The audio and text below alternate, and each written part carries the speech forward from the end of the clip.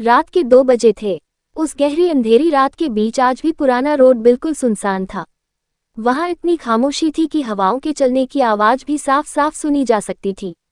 वहीं wishing well के पास सफेद कपड़े पहने एक लड़की खड़ी थी। उस लड़की के बाल बिखरे हुए थे, इस वजह से उसका चेहरा ठीक से नहीं दिख रहा था। वो लड़की बिना पलक झपकाए एकटक विशिंग वेल को ही देख रही थी। अगले ही पल विशिंग वेल के अंदर से वो साया बाहर आ जाता है। उस साये के बाहर आने पर भी वो लड़की अपनी जगह से नहीं हिलती। वो साया उस लड़की के पास जाकर उसकी गर्दन पकड़कर उसे हवा में उठा देता है। अब उस लड़की का दम घुटने लगा था और उसके हाथ पैर छटपटाने लगे थे। कुछ देर तक उस लड़की को तड़पाने के बाद वो साया उसे विशिंग वेल के अंदर फेंक देता है और उस जंगल में उस लड़की की चीख गूंजने लगती है। ये देखते ही सुहानी की नींद टूट जाती है और उसकी आंखें खुल जाती है। वो घबराई हुई अपने आसपास देखती है और डर से उसके हाथ पैर फूल जाते हैं। अब सुहानी अपने कमरे में नहीं बल्कि हॉस्टल से काफी दूर सड़क पर खड़ी थी। अंधेरा होने की वजह से वो ठीक से कुछ देख नहीं पा रही थी, लेकिन उसे इतना समझ आ रहा था कि वो सुहानी पुराने रोड की तरफ बढ़ रही है। सुहानी घबराते हुए खुद से कहती है, ये कैसे हो सकता है? मैं तो अपने कमरे में सो रही थी, फिर मैं यहाँ कैसे आ गई? ये सच नहीं हो सकता, मैं पक्का सपना देख रही हूँ। ये कहकर सुहानी कसकर अपनी आंखें बंद कर लेती है और कुछ देर बाद फिर से अपनी आंखें खोलती है। लेकिन ये कोई सपना नहीं था, वो सच में जंगल के बीचों बीच उस रोड पर थी। ये सब देखकर सुहानी काफी डर जाती है। सुहानी समझ नहीं पा रही थी कि वो सड़क तक कैसे आ गई और अब वो किस तरफ जाए। तभी वो देखती है कि उससे कुछ मीटर दूर कोई रोड पर खड़ा है। अंधेरे में सुहानी ठीक से कुछ देख नहीं पा रही थी, लेकिन गौर से देखने पर उसे समझ आता है कि वहां एक लड़की खड़ी थी। उस अंधेरी रात में सुहानी को उस लड़की के सफेद कपड़े और उसके बिखरे हुए काले लंबे बाल ही दिख रहे थे। वो लड़की धीरे धीरे सुहानी की तरफ बढ़ रही थी। सुहानी उस लड़की का चेहरा तो नहीं देख पा रही थी, लेकिन वो उसे काफी जानी पहचानी सी लग रही थी। अगले ही पल वो लड़की सुहानी के ठीक सामने आ जाती है। ये देखकर सुहानी इतना डर जाती है कि वो अपनी जगह से 1 इंच भी हिल नहीं पाती और ना ही उसके मुंह से कोई आवाज निकल पाती है। सुहानी धीरे धीरे अपने कदम पीछे लेकर कहती है, कौन हो तुम? वो लड़की आगे बढ़कर अपना चेहरा सुहानी के बिल्कुल पास ले आती है। सुहानी अभी भी उस लड़की का चेहरा नहीं देख पा रही थी। वो लड़की आगे बढ़कर अपना चेहरा सुहानी के कान के पास ले जाती है। सुहानी डरकर वहीं फ्रीज हो गई थी, लेकिन उसके हाथ पैर कांप रहे थे। वो लड़की सुहानी से कुछ कहने वाली ही थी, तभी एक हाथ सुहानी के हाथ को पकड़कर एक झटके में उसे पीछे पलट देता है। इस बार सुहानी की चीख निकल जाती है और वो चीखते हुए अपनी आंखें बंद कर लेती है। हे रिलैक्स, आई एम रोहित, सुहानी के सामने से आवाज आती है। ये आवाज सुहानी को कुछ जानी पहचानी सी लगती है और वो धीरे धीरे अपनी आंखें खोलती है। वो देखती है कि उसके सामने एक लड़का हाथ में टॉर्च लिए हुए खड़ा था। सुहानी को अपना चेहरा दिखाने के लिए वो लड़का टॉर्च अपने चेहरे पर फोकस करता है। वो लड़का रोहित था। सुहानी अपने सामने खड़े रोहित को देखकर थोड़ी शांत होती है। वो फौरन पीछे मुड़कर देखती है, लेकिन अब वहां वो लड़की नहीं थी। सुहानी हैरानी से एक बार अपने पीछे देखती है और एक बार रोहित की तरफ। उसे समझ नहीं आ रहा था कि रोहित रियल है या वो लड़की रियल थी। उसे ये भी समझ नहीं आ रहा था कि वो सपना देख रही है या फिर ये सब सच है। सुहानी हकलाते हुए रोहित से कहती है, वो लड़की कहाँ गई? रोहित कंफ्यूज होकर कहता है, कौन सी लड़की? सुहानी अपनी बात पर जोर देकर कहती है, तुमने देखा नहीं, यहाँ सफेद कपड़े में एक लड़की थी, वो मेरे ठीक सामने खड़ी थी। रोहित कहता है, मुझे लगता है कि तुम नींद में चलते हुए यहाँ तक आ गई हो और तुम कोई सपना देख रही थी। रोहित के ऐसा कहने पर सुहानी उससे बहस नहीं करती, लेकिन वो जानती थी कि जो भी उसने देखा वो सपना तो नहीं था। सुहानी रोहित से कहती है, तुम इतनी रात को यहाँ क्या कर रहे हो? सुहानी के सवाल से रोहित थोड़ा घबरा जाता है और कहता है, मैं बस नाइट वॉक के लिए आया था। सुहानी उसके रिस्ट वॉच पर टॉर्च फोकस करते हुए कहती है, रात के 3 बजे तुम नाइट वॉक पर आए हो? ये सुनकर रोहित थोड़ा और डर जाता है। सुहानी आगे कहती है, मुझे पता है तुम कुछ इन्वेस्टिगेशन कर रहे हो, लेकिन रात में यहाँ घूमना बिल्कुल भी सेफ नहीं है, तुम अपने घर जाओ। रोहित कहता है, ऐसा कुछ भी नहीं है, मैं कोई इन्वेस्टिगेशन नहीं कर रहा। सुहानी अपनी बात पर जोर देकर कहती है, रोहित, मुझसे झूठ बोलने का कोई फायदा नहीं है, मैं अच्छे से जानती हूँ कि तुम कुछ पता करने की कोशिश कर रहे हो। रोहित अपने बचाव में कुछ कहने ही वाला था, लेकिन सुहानी उसे रोकते हुए कहती है, मैंने कहा ना, मुझसे झूठ बोलने का कोई फायदा नहीं है। रोहित के कई बार कोशिश करने पर भी सुहानी उससे कन्विंस नहीं होती। आखिर हारकर वो सुहानी से कहता है, ओके फाइन, मैं यहाँ इन्वेस्टिगेशन कर रहा हूँ। सुहानी ये बात पहले से जानती थी, इसलिए उसे इस बात पर बिल्कुल भी हैरानी नहीं होती। रोहित आगे कहता है, मैं एक जर्नलिस्ट हूँ। कुछ दिन पहले यहाँ एक लड़के की लाश मिली थी जिसका नाम रोशन था। वो मेरा भाई था, मुझे जानना है कि उसे किसने मारा। सुहानी कुछ नरमी के साथ कहती है, मैं समझ सकती हूँ तुम क्या फील कर रहे हो, लेकिन इस जंगल में बहुत से राज छुपे हैं। यहाँ ऐसी बहुत सी ताकतें हैं जिनसे हम नहीं लड़ सकते। कुछ महीने पहले यहाँ 2 और जर्नलिस्ट आई थी। उनमें से एक की मौत हो चुकी है और दूसरे की तबीयत बहुत खराब हो गई है। उनकी तरह तुम भी अपनी जान खतरे में मत डालो। रोहित क्यूरियस होकर कहता है, क्या तुम मिस सीमा और मिस मेरी को जानती हो? सुहानी जवाब देती है, मिस मेरी को तो नहीं, लेकिन मिस सीमा को मैं जानती हूँ। वो हमें अपनी इन्वेस्टिगेशन के बारे में कुछ बता ही रही थी कि तभी उनकी तबीयत खराब हो गई और उनके फैमिली मेंबर्स उन्हें यहाँ से ले गए। रोहित कुछ देर सोचता है। उसे एहसास था कि सुहानी भी इस बारे में काफ़ी कुछ जानती है और उसकी बहुत मदद कर सकती है। वो कहता है, सुहानी, क्या तुम इस इन्वेस्टिगेशन में मेरी मदद करोगी? सुहानी भी इस बारे में और जानना चाहती थी। वो कहती है, हाँ, लेकिन मेरी एक शर्त है। रोहित कहता है, कैसी शर्त? सुहानी अपनी बात और जोर देते हुए कहती है, यही कि तुम मुझसे कुछ नहीं छुपाओगे। रोहित कहता है, ठीक है। वो अपने आसपास देखते हुए कहता है, अब हमें चलना चाहिए। अगर इतनी रात को कोई हमें यहाँ देखेगा तो गलत समझेगा। रोहित और सुहानी हॉस्टल की तरफ बढ़ जाते हैं। वो दोनों बातें करते हुए रोड पर चल रहे थे, तभी उनके सामने एक कार आकर रुक जाती है। इतनी रात को इस तरह किसी कार का रास्ता रोक लेना उन दोनों को काफ़ी अजीब लगता है। वो दोनों क्यूरियस होकर कार को देखने लगते हैं। वो जानना चाहते थे कि कार में कौन है। अगले ही पल कार से युवराज बाहर आता है। युवराज को वहां देखकर रोहित और सुहानी घबरा जाते हैं। युवराज तेजी से चलकर उन दोनों के सामने आता है और सुहानी को देखने लगता है। तभी रोहित युवराज से कहता है, युवराज सर, आप इस वक्त यहाँ? युवराज सुहानी से नजरें हटाकर रोहित की तरफ देखकर कहता है, यही तो मैं भी पूछना चाहता हूँ, तुम दोनों इस वक्त यहाँ? युवराज को इस वक्त सुहानी को किसी और के साथ देखकर बहुत गुस्सा आ रहा था। युवराज सुहानी की आंखों में देखते हुए कहता है, इस वक्त अपने हॉस्टल से बाहर इस लड़के के साथ तुम क्या कर रही हो? युवराज की आंखों में गुस्सा देखकर सुहानी डर गई थी। वो हकलाते हुए कहती है, वो मैं यहाँ। सुहानी इतना ही कह पाई थी, तभी युवराज सुहानी का हाथ पकड़कर अपनी कार की तरफ बढ़ जाता है। वो कार की फ्रंट सीट का दरवाजा खोलकर सुहानी को बैठा देता है। युवराज को ऐसा करते देख रोहित हैरान रह जाता है। युवराज गुस्से में रोहित को देखकर कहता है, कार में बैठो। रोहित भी डरते हुए युवराज की कार में बैठ जाता है। इसके बाद युवराज फुल स्पीड में कार आगे बढ़ा देता है। सुहानी को इस वक्त युवराज से बहुत डर लग रहा था। वो बीच बीच में तिरछी नज़र से युवराज को देख रही थी, जो बिल्कुल खामोशी से ड्राइव कर रहा था। युवराज रोहित को हॉस्टल ड्रॉप करके सुहानी के हॉस्टल की तरफ बढ़ जाता है। गर्ल्स हॉस्टल पहुंचकर वो कार रोक देता है। कार रुकते ही सुहानी बिना कुछ कहे कार से बाहर जाने लगती है।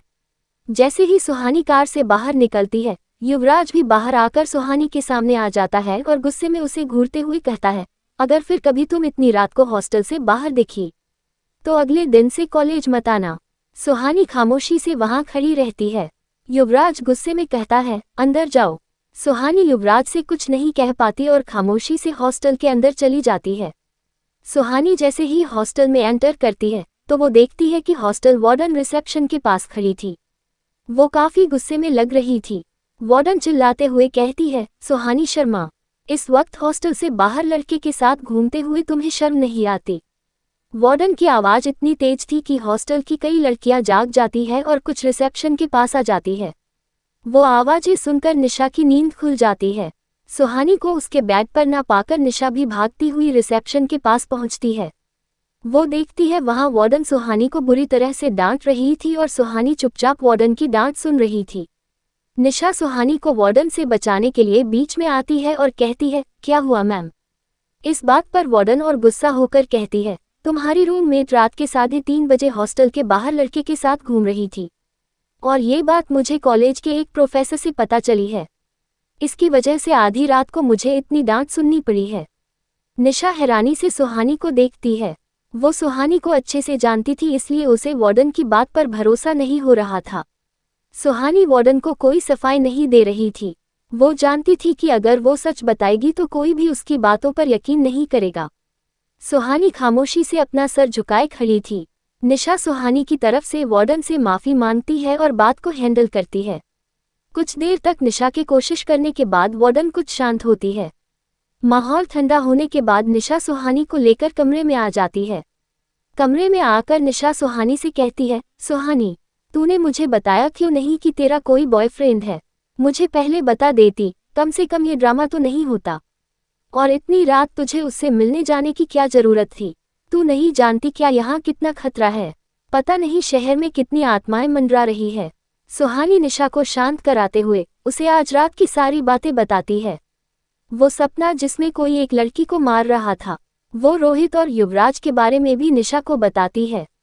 सारी बातें सुनकर निशा कुछ सोचते हुए कहती है, अच्छा, तो वार्डन से तेरी चुगली युवराज सर ने की? निशा के सवाल पर सुहानी हाँ में अपना सर हिला देती है। निशा चिढ़ते हुए कहती है, यार, तू जहाँ भी जाती है ये युवराज सर बेताल बनकर वहाँ कैसे पहुँच जाते हैं? और इतनी रात को वो कार लेकर शहर में क्यों घूम रहे थे? सुहानी निशा के सवाल का कोई जवाब नहीं देती। इस वक्त उसके दिमाग में युवराज की कई बातें चल रही थी। सुहानी अपने मन में कहती है, युवराज सर कितने गुस्से में थे। कहीं वो मुझे और रोहित को गलत तो नहीं समझ रहे थे। अगले दिन संडे था और आज निशा और सुहानी को रोहित से मिलने जाना था। सुहानी और निशा हॉस्टल से बाहर जा रहे थे, तभी हॉस्टल की एक लड़की निशा के पास आकर कहती है, निशा, तुमने सना को देखा क्या? निशा कहती है, नहीं तो क्या हुआ?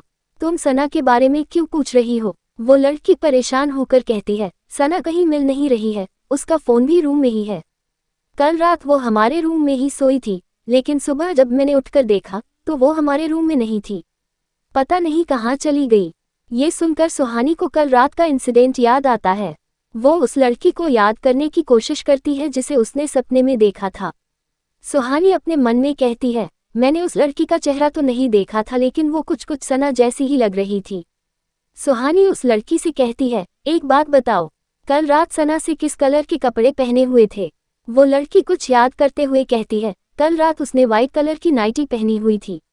अब निशा और सुहानी दोनों शॉक्ड रह जाते हैं। सुहानी निशा को देखते हुए अपने मन में कहती है, ऐसा कैसे हो सकता है?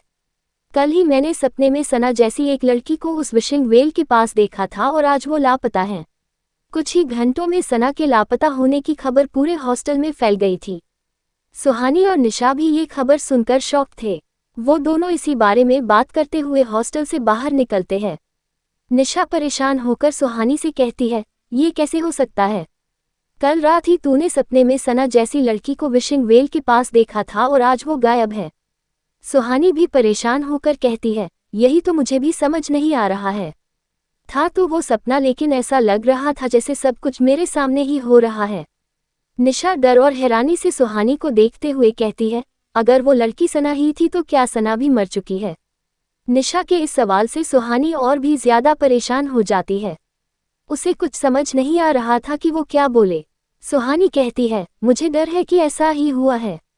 सुहानी के इस जवाब से दोनों के बीच खामोशी छा जाती है। कुछ देर बाद सुहानी को एहसास होता है कि हॉस्टल की लड़कियां उसे अजीब सी नज़रों से देख रही है। सुहानी को समझ नहीं आता कि आज लड़कियां इतना अजीब क्यों बिहेव कर रही है। तभी एक लड़की सुहानी के पास आकर उसे छेड़ते हुए कहती है, क्या बात है सुहानी, तुम तो यहाँ सबसे आगे निकली। रात को किस लड़के के साथ बाहर थी और ये सब कितने दिनों से चल रहा है? उस लड़की से अपने बारे में ऐसी बातें सुनकर सुहानी को गुस्सा आ जाता है और गुस्से से उसका चेहरा लाल हो जाता है। इससे पहले सुहानी उस लड़की को जवाब दे पाती, निशा उसे डांटते हुए कहती है, संजना, तुम अपने काम से काम रखो और अपना मुंह बंद रखो। ज्यादा मुंह खोला ना तो तुम्हारे घर में बता दूंगी कि घर जाने के नाम पर कहाँ और किसके साथ जाती हो। निशा की धमकी सुनकर वो लड़की डर जाती है और बिना कुछ कहे वहां से चली जाती है। निशा सुहानी को समझाते हुए कहती है, सुहानी, तू इनके बारे में मत सोच, ये कुछ भी कहते रहते हैं। सुहानी उदास होकर बस हाँ में अपना सर हिला देती है और निशा के साथ रोहित से मिलने के लिए निकल जाती है। रोहित और विवेक एक ही हॉस्टल में रहते थे। आज कॉलेज के गार्डन में सुहानी, निशा और विवेक रोहित से मिलने वाले थे। सुहानी और निशा कॉलेज पहुंचकर गार्डन की तरफ जाती है। थोड़ा नजदीक जाने पर उन्हें गार्डन में सिर्फ विवेक दिखाई देता है, रोहित नहीं। विवेक के पास पहुंचकर निशा उससे कहती है, ये रोहित कहाँ है?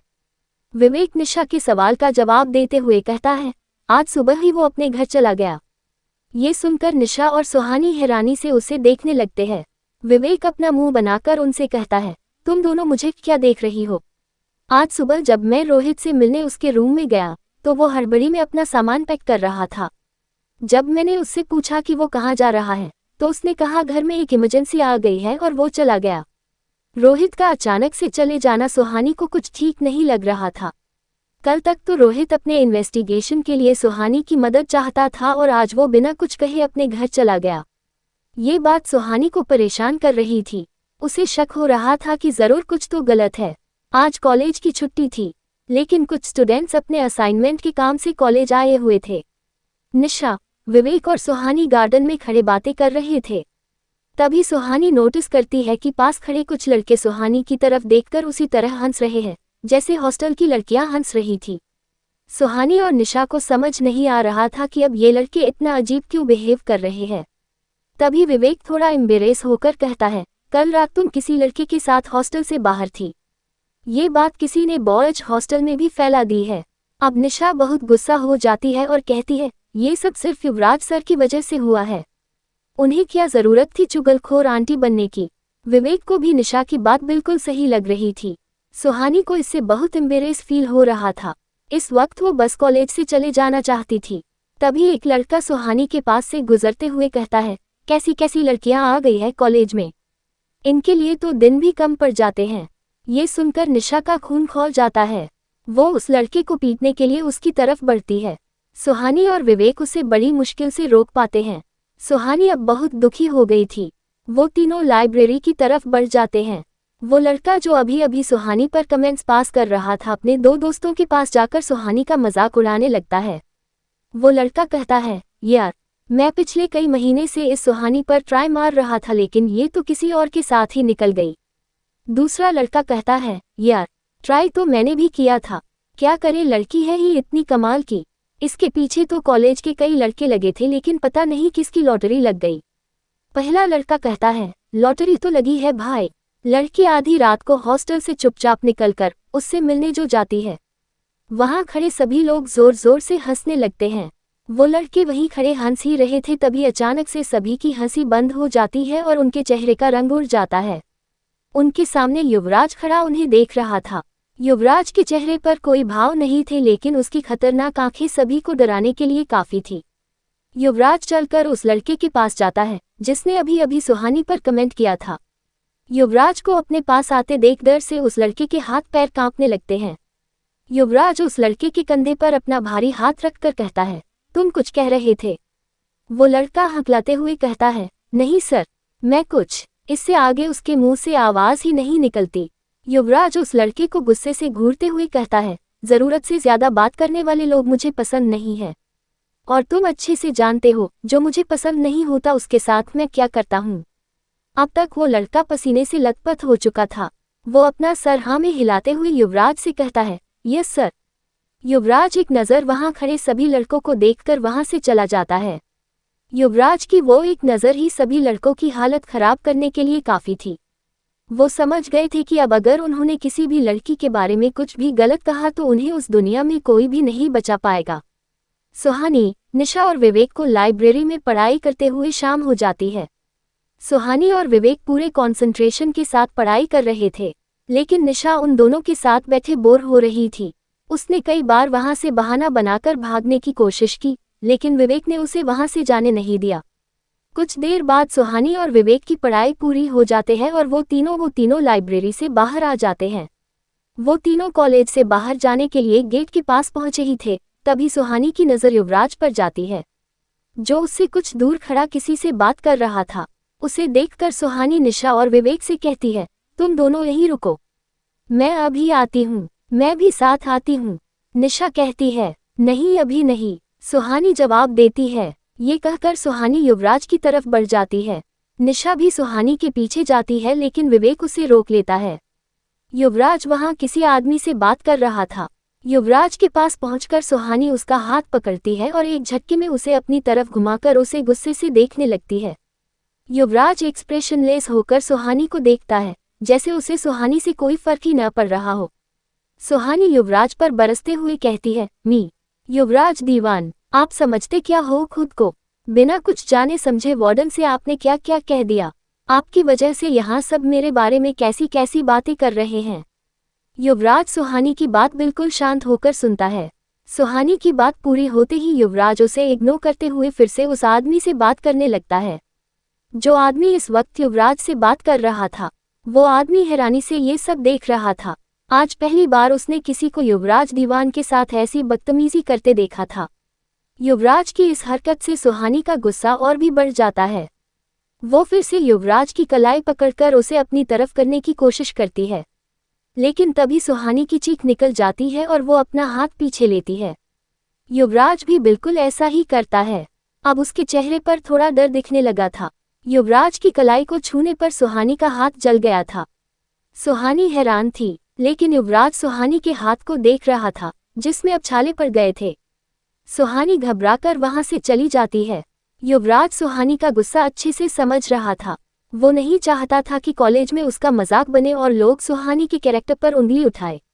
लेकिन पता नहीं क्यों जब उसने कल रात सुहानी को किसी और के साथ देखा, तो उसे बहुत गुस्सा आया और गुस्से में ही उसने वार्डन को कॉल कर दिया। युवराज को एहसास था कि उसे ऐसा नहीं करना चाहिए था, लेकिन अब बहुत देर हो चुकी थी।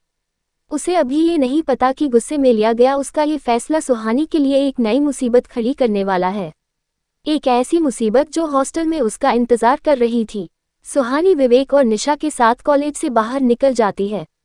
विवेक सुहानी को समझाते हुए कहता है, सुहानी, तुम युवराज सर से मत उलझो। टेक्निकली वो हमारे प्रोफेसर नहीं है, ये सिर्फ उनकी हॉबी है।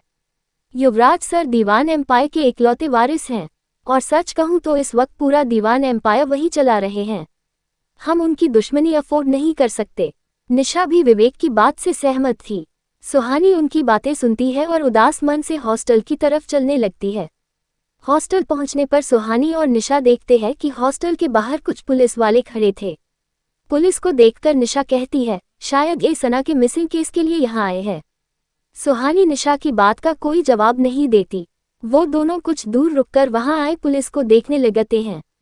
तभी एक पुलिस इंस्पेक्टर सुहानी की तरफ आकर उससे कहता है, मिस सुहानी शर्मा, आपको हमारे साथ पुलिस स्टेशन चलना होगा।